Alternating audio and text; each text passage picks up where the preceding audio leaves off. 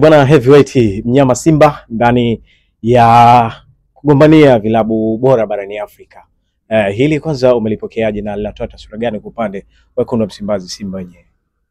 Of course ni jambo zuri Simba kuingia kwenye orodha ya vilabu ambavyo vinagombania klabu bora ya mwaka CAF.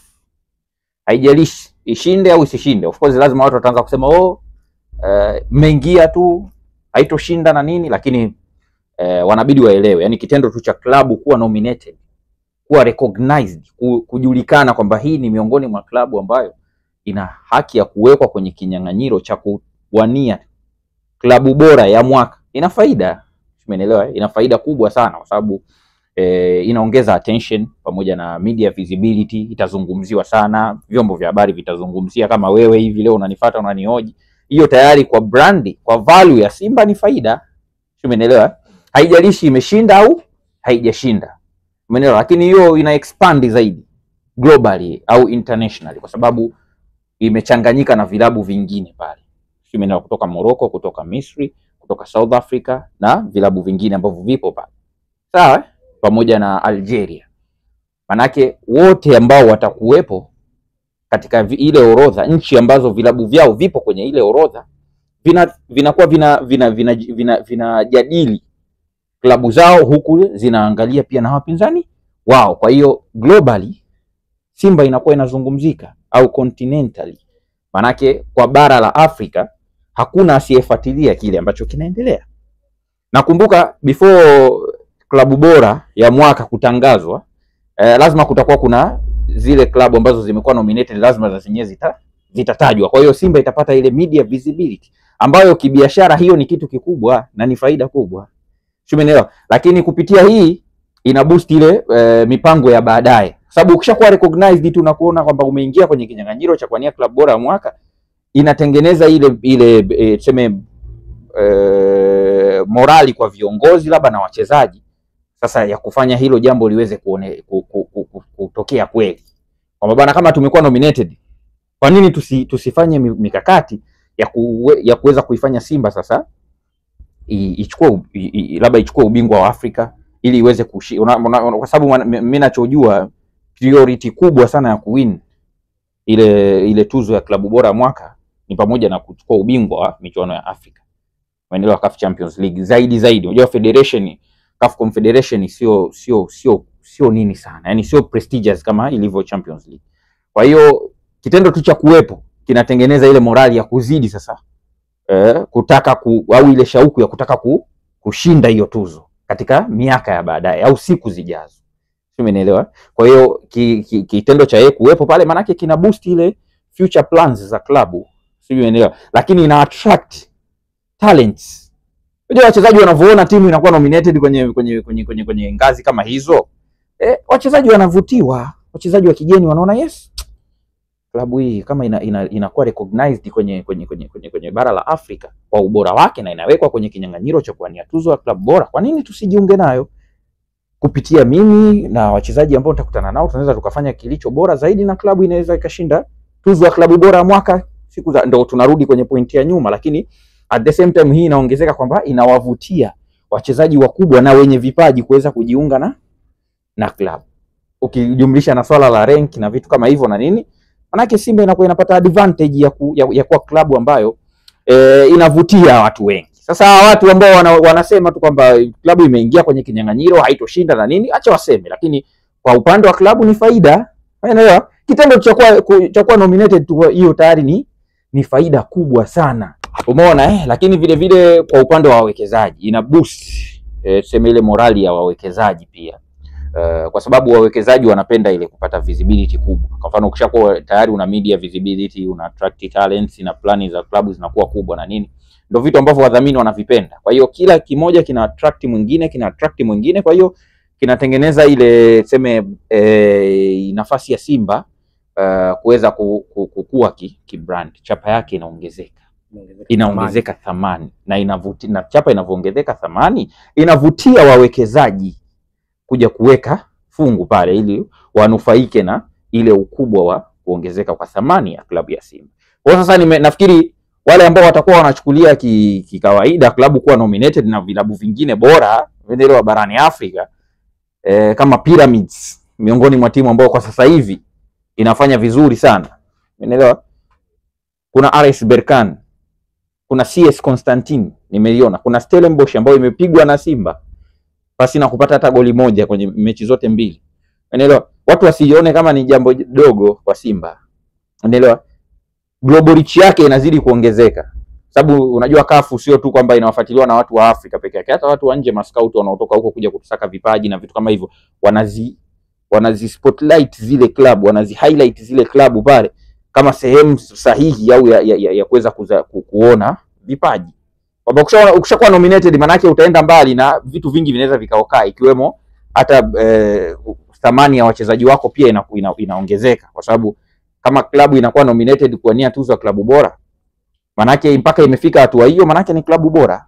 Sasa klabu bora ukiweka mchezaji sokoni kwa kusema kwamba kwa ubora wa huyu mchezaji na kwa ubora wa klabu yangu mimi nastahili kumuuza huyu mchezaji kwa bilioni 3, mnunuzi anaweza asidoubt kwa sababu ya zile standards ambazo kwa hiyo kitendo tu cha kuwepo pale Simba kuna standards fulani wanaziweka huku wanaziendea zingine, umeelewa. Kwa hiyo ni swala kubwa, ni swala kubwa mno, yani watu wasichukulie kiwepesi, ni swala kubwa mno. Na hapa sasa ndo inabidi mimi niwapongeze Simba kwa kuendelea kuweka hizi standards, umeelewa. Yes. Ukiachana na klabu kama klabu, lakini pia mwakilishi wa klabu ama mchezaji pia, kwa upande wa Shomari Salum Kapombe, naye ametajwa kwa miongoni mwa wachezaji ambao wanaania tuzo ya mchezaji bora wa mwaka kwa upande wa vilabu.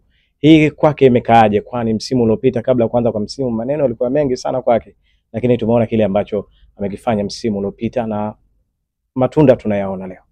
Kwanza kwa nafasi anaocheza Shomari Kapombe ya fullback wa kulia, kuingia kwenye kinyang'anyiro cha kuania tuzo ya mchezaji bora wa CAF sio jambo dogo ndugu yangu, kwa sababu angalia hata ile list ni yeye pamoja na Mohamed Shibi wa Pyramids ndo wa mafullbacks wa kulia, wengine wote viungo washambuliaji wakina Imam Washu, Fiston Mayele, wakina Ibrahima Brati Toure, hao wote unaona wanacheza katika maeneo ya either katikati au eneo la kushambulia, lakini yeye anabaki kuwa mchezaji katika wachezaji 10 ambao wamekuwa nominated ni wawili, Mohamed Shibi pamoja na Shomari Kapombe.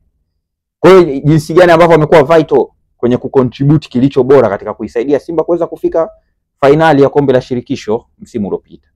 Umeelewa? Amecheza mechi zote, amefanikiwa kutoa assist moja, amekuwa na contribution nzuri sana kwenye michuano hii mpaka kuisaidia timu kuweza kufika finali na vitu kama hivyo. Kwa hiyo contribution yake, ile recognitions yake tu na eneo analocheza atakiwa apewe pongezi.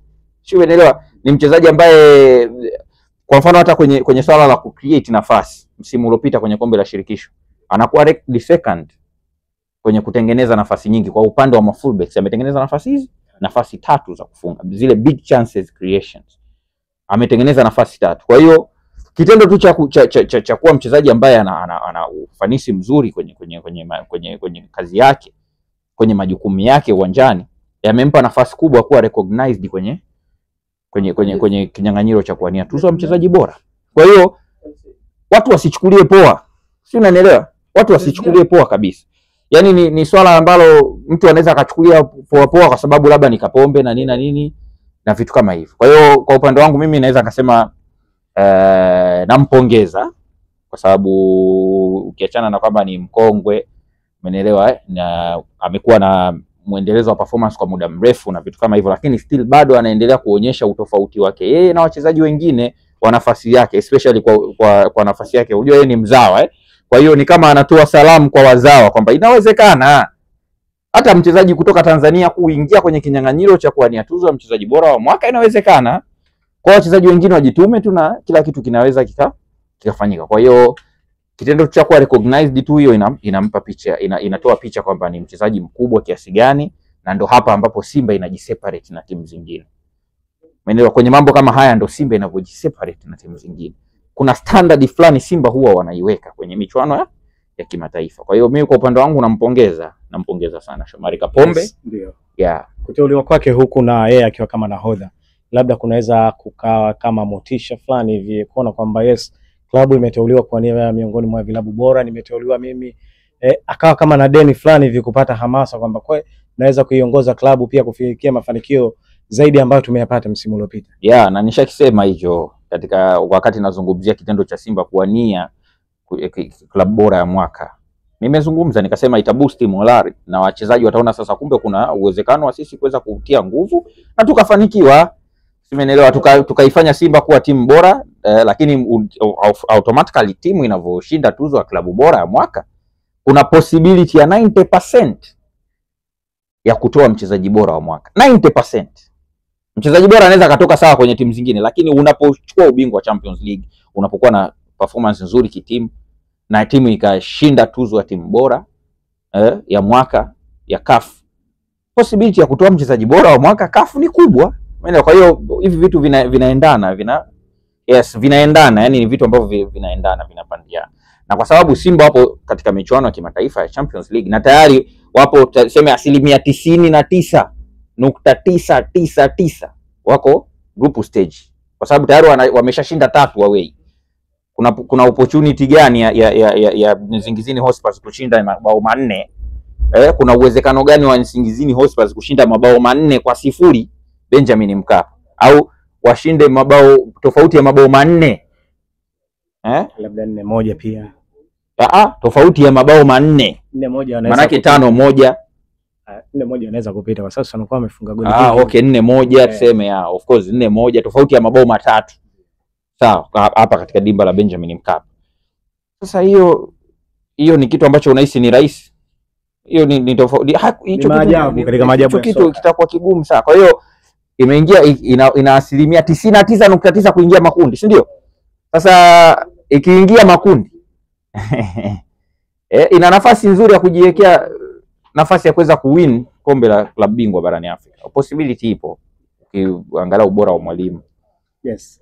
Simba ushiriki wake, ngoja kwanza, Simba ushiriki wake kwenye hii michuano, consistency yake ya kufika mbali, ina maana ikishafika kwenye nusu tu possibility ya kuingia finali ni kubwa. Kwa hiyo mimi naamini Simba wanaweza wakaja kuwashangaza watu siku yoyote tu bila shida bana. Kwa sababu umegusia mchezo wa marudiano Nsingizini hapa, nataka kufahamu kutoka kwako Heavyweight, Simba bado wanasema hawajaridhika.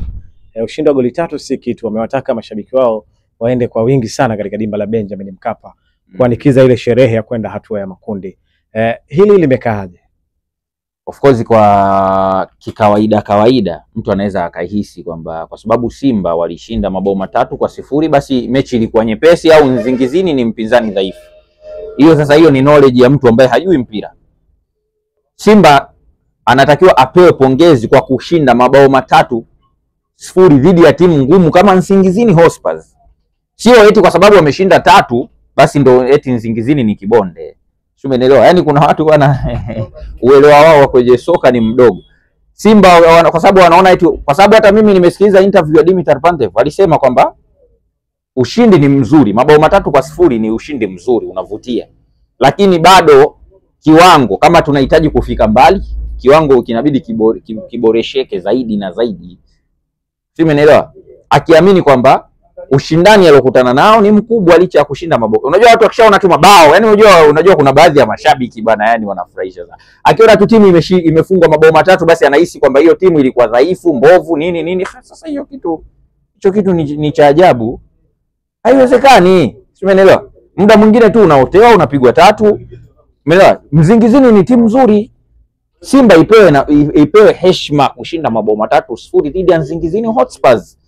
Kuna wachezaji pale ni wazuri hawajaonekana. Thibulile Mavuso, watu wasije wakamchukulia poa katika mechi ya pili ya marudiano. Ni mchezaji mzuri. Unajua watu wamemzungumzia sana Sizwa Khumalo, lakini kuna huyo Thibulile Mavuso. Umeelewa? Yaani yeye ndo second scorer, ana mabao 5 na assist 4, ndio anaongoza kwa assist. Hamna ambaye ana assist nyingi kuzidi yeye. Assist zake 4.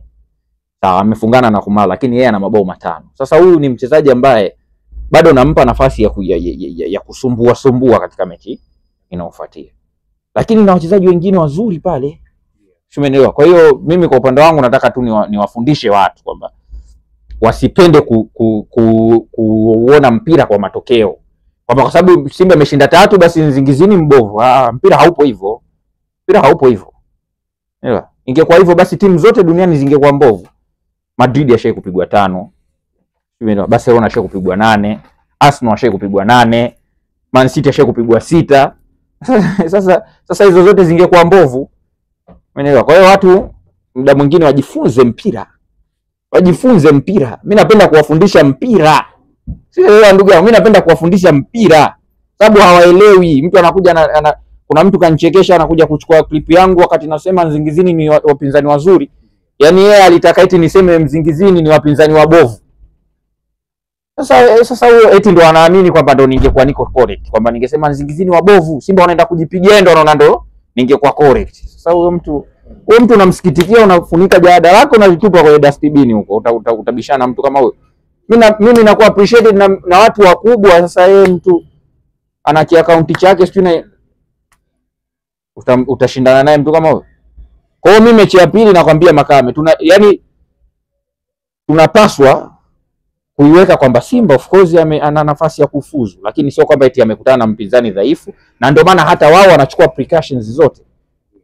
Kwa hiyo mtu huyu ambaye anasema Simba imekutana na mpinzani dhaifu eti kwa sababu imeshinda away kwa mabao 3, ina maana ni rais amesahau kabisa kwamba ilikuwa mwaka 2000 ngapi? 23 sijui somewhere. Kati ya 23 22 mwaka 2022 ndio Jwaneng Galaxy walifungwa kule kwao 2. Alafu Simba hao walioshinda 2 kule wakaja wakatolewa katika dimba la Benjamin Mkapa, wakawa wameboto. Tena tuseme ni scenario zinazofanana kwa sababu wameshinda kule 2 na hapo wameanza kutangulia, aggregate ikawa 3. Kwa hiyo ina maana haijawahi kutokea Simba kuongoza kwa aggregate ya 3 na kuwa eliminated. Sishawahi kutokea. Sasa kwa hiyo unapoenda ku approach match, yale matokeo ya kwanza unaweka pembeni. Yaani unaweka pembeni kabisa. Unaanza upya kama vile ndio unataka kufuzu. Yaani kama ndio mechi ya kwanza. Unatengeneza defensive shape yako vizuri, mpinzani unamchukulia kwa userious mkubwa, unampress, unamnyima muda na nafasi ya kucheza mpira na vitu kama hivyo unamfunga. Lakini ukija tu shashinda. Mpira una maajabu yake. Goli 2 ni rahisi sana kuingia kipindi cha kwanza. Zile dakika 15 tu za mwanzo goli 2 inawezekana. Kwa sasa watu wasije wakachukulia eti kwamba ni mchezo mwepesi.